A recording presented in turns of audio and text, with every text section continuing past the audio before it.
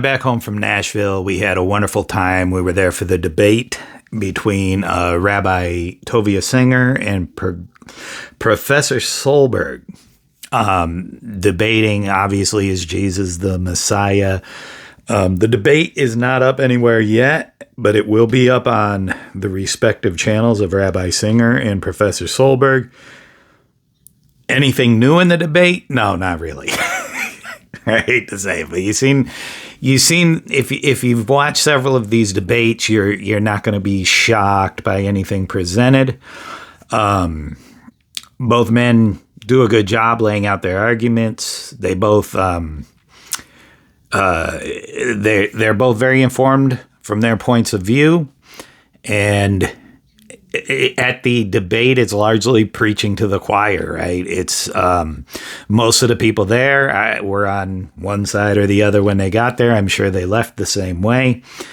But there were a couple things I wanted to hit on from the debate. I'm Steve Perry. This is Biblical Anarchy. And whenever they have these debates, I wind up a little bit frustrated because one of the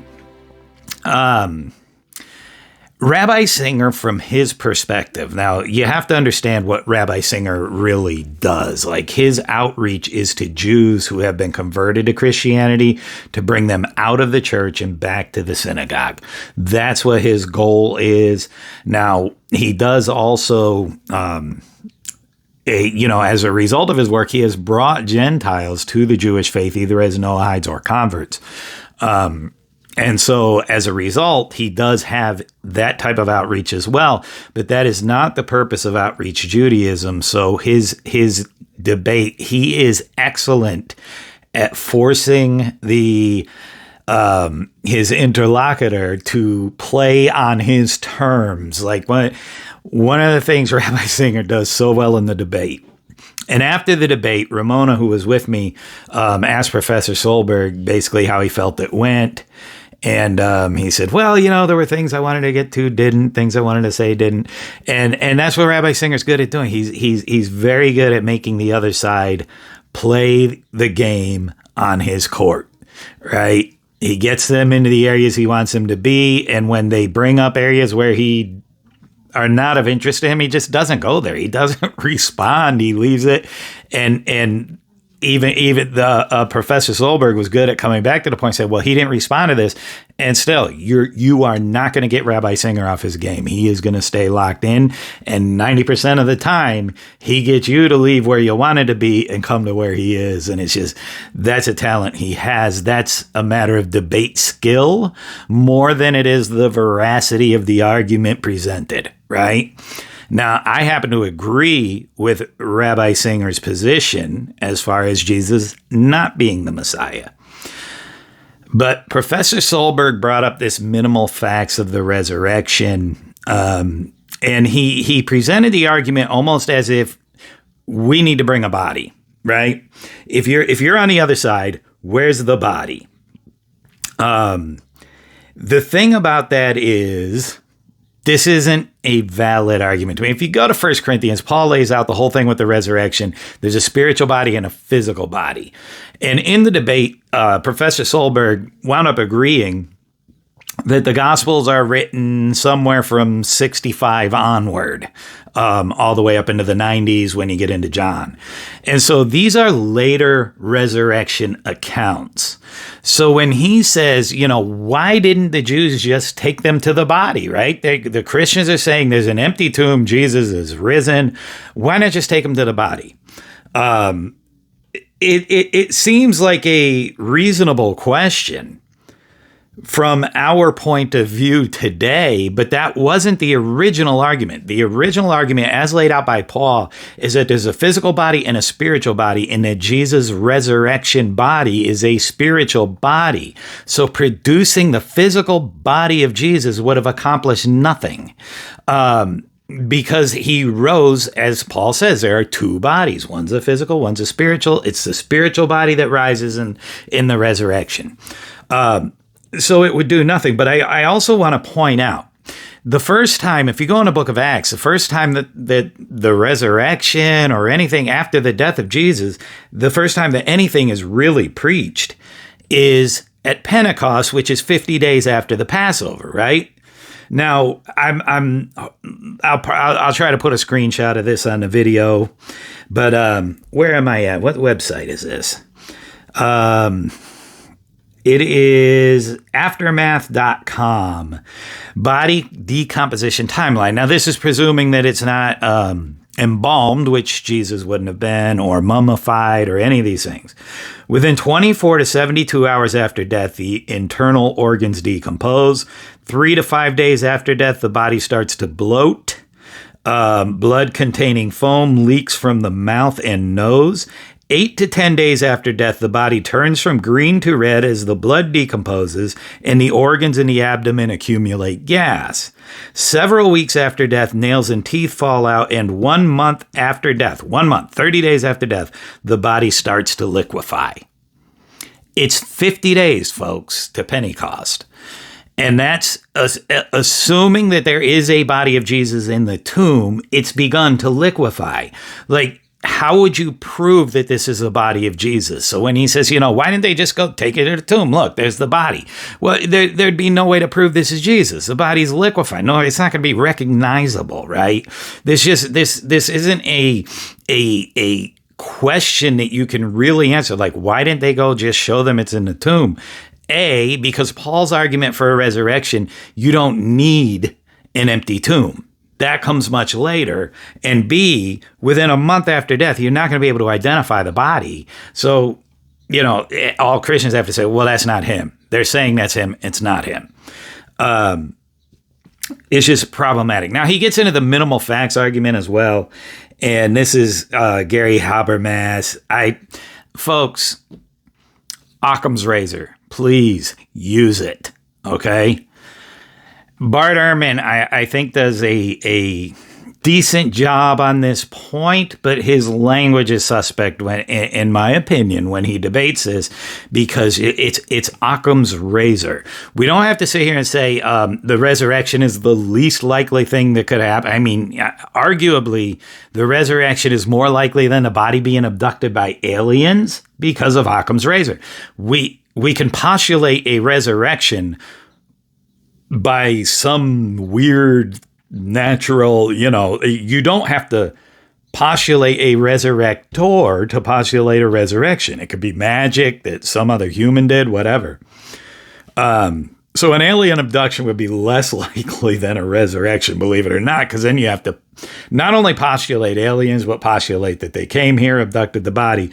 Like the resurrection isn't the least likely, but if we use Occam's razor, I think that there's a very natural explanation for what happened to the body. So on this, I'm going to surrender the points.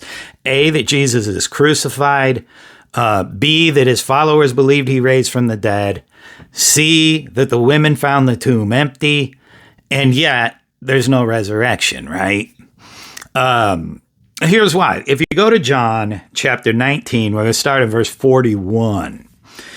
Now in the place where he was crucified, there was a garden, and in the garden a new tomb in which no one had yet been laid. So because of the Jewish day of preparation, since the tomb was close at hand, they laid Jesus there. Now, if you go to the other Gospels, it's like this has been planned out by Joseph of Arimathea. He's got his own tomb. It's brand new, This is much more detailed, okay? So as it turns out, it's because of the Jewish day of preparation. So in other words, after sunset, they can't bury the body until, here's the argument. Matthew, Mark, and Luke seem to have a different day for the crucifixion than John. So the argument to get around that is that Jesus is actually crucified on Thursday. So in other words, you've got 2 Sabbaths that week. So Thursday from sunset, you have Passover, and then Friday at sunset, the Sabbath starts. So it's a 48-hour Sabbath, right? So Jesus would be crucified, buried in this tomb on Thursday afternoon before sunset. And the women can't come to treat the body until Sunday morning when Sabbath is over, right? So sunrise on Sunday, or, really sunset on Saturday, but it'll be dark. They can't do it. They got to wait till sunrise on Sunday.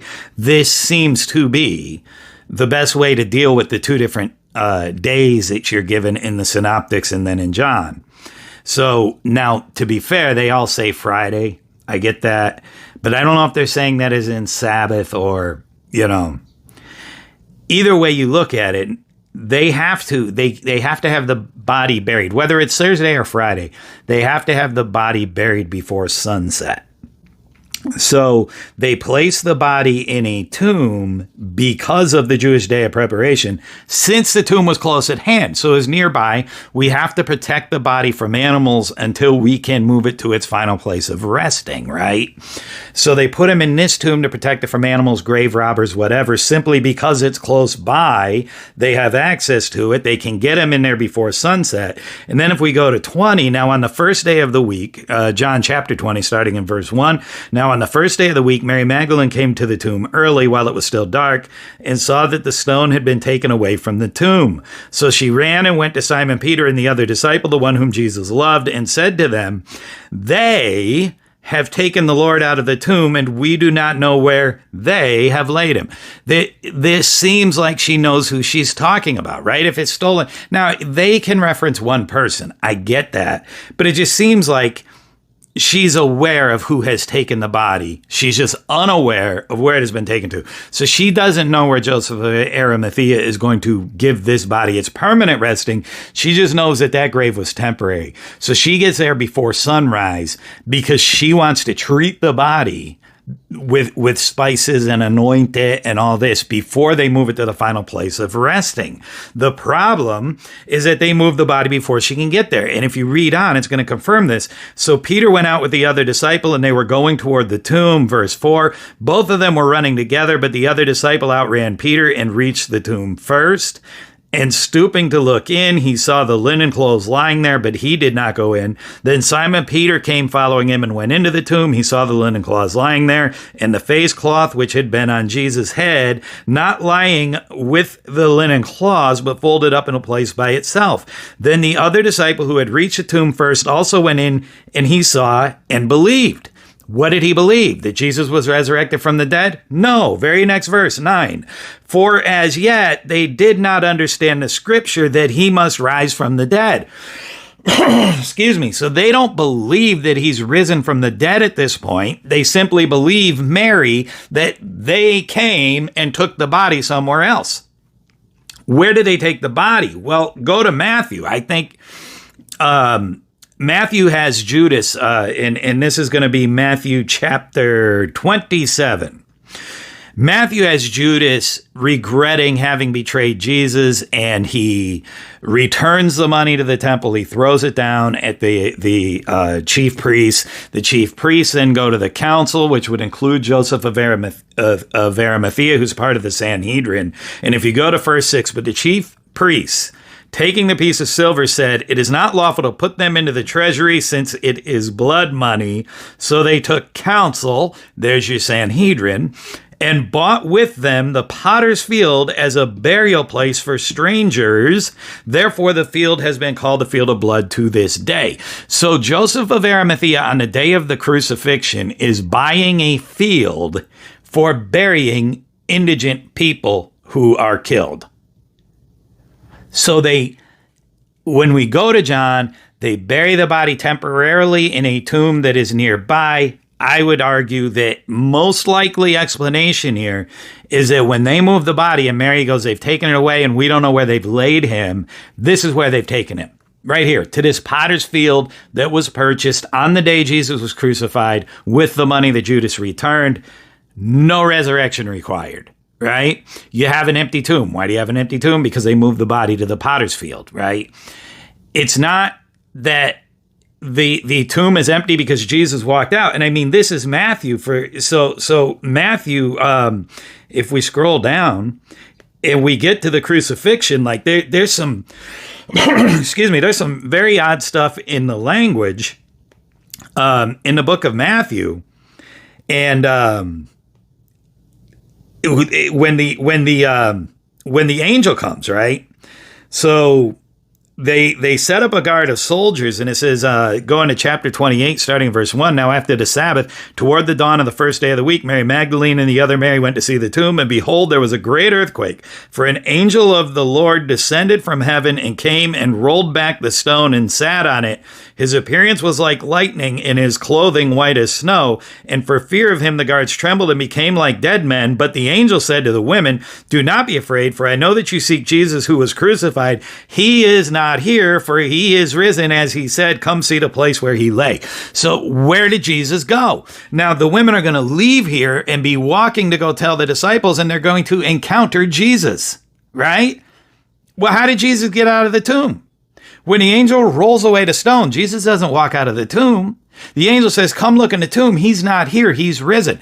This is, again, the spiritual body, right? I just personally, now, again, you're a Christian. You believe in a resurrection. I'm not knocking it. What I'm saying is, what is the most likely explanation? And the most likely explanation is that after the death of Jesus, the story is Paul's version of the story, where there's a physical or a physical body and a spiritual body, and it is the spiritual body that's resurrected. And this is why the Gospels have to spend so much time. Jesus like, oh, what do you think? You're seeing a ghost? Here, give me a piece of fish. I'll eat some fish. All this stuff to prove that this is a physical body, because the story up until this time has been that it's a spiritual body. Now, after the destruction of the temple, we can have an empty tomb and all this. And who's going to prove it wrong? It's been, at this point, 40 years since Jesus was crucified. Unless you had even if you had an ossuary, they said Jesus of Nazareth, they could just accuse you of carving the name into the box. Like, it's not, there's no real apologetic here that's going to contradict them, because, Jerusalem's been destroyed. And to this day, Christians can't find the tomb. Right? If you go to the Church of the Holy Sepulchre, they'll say, well, this is the tomb where Jesus was laid. But now that the tomb has been dated, we know it's only 1,700 years old. Jesus died 2,000 years ago. How was he buried? It was 3 days, not 300 years. Okay. And then the tomb, the garden tomb, the other tomb that's, maybe this is where he was buried. Well, that tomb's like 4,000 years old when you date it. And so, this isn't a new tomb that nobody's been laid in at the time that Jesus is crucified.